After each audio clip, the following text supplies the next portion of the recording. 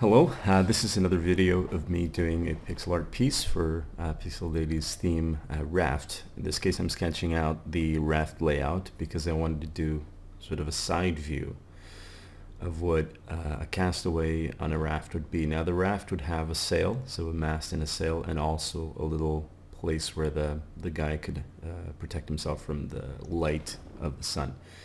Now I wanted to keep this piece in 16 colors. For some reason I thought that would be a nice challenge to do. So the first thing I do is I set up my scale by creating the main figure. And if I create the main figure, then I have pretty much a notion of how big I need to make the raft and how big I need to make the elements of the raft. I'm redrawing the shape here in red because I was painting in the wrong layer. Now I keep this deep purple as a way to have my shadow for the skin tones, and that's the only reason I want to do that. It's because the purple has a little bit of blue in it, so what I can do is I contrast that with the warmth of the skin tone, and I can give the guy this tanned look like someone who's been exposed to the sun for a bit. So the idea here is to be able to get some of the surfaces facing up and getting some of the sky color or skylight, not the sunlight, that will come in a second. And then facing down we have some bounce light from the water and the raft, and that's why we have the shadow, the purpley color for the shadow. Now that white that I just added there is the light, is sort of a rim light from the sun being above, getting a really strong, bold highlight on the skin. I eventually changed that to a different tone because I think that one, the white one, actually makes it look like this is a night scene because there's so much contrast.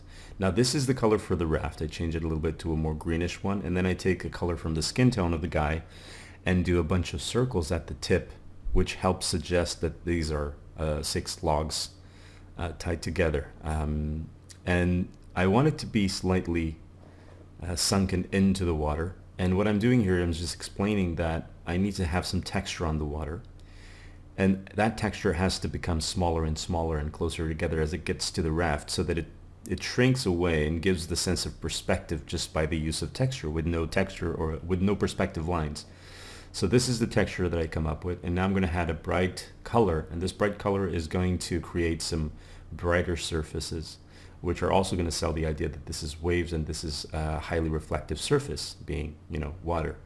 So it actually looks a lot better when it's far away, because you can kind of blend the texture together and you sort of soften yourself with your eyes. And I'm using the white again to brighten up some spots on the water, and also I'm trying to draw the shadow of the guy and the raft. Now as you can see, when I add the sun, this is starting to look like a night scene, which isn't wrong by itself, but because I've already put some effort into picking those colors, I don't want to go in and change the color scheme or the time of day for this piece. So I'm actually going to remove the sun eventually and leave the sun's orientation or position to the understanding of whoever's looking at this, and then they'll make up their own minds as to what the sun should look like. Now this is a little, kind of like a little hut or tent, I think it would be a better term, that I created. Now I'm going to use some 3 colors here as well. So at this time I'm still within my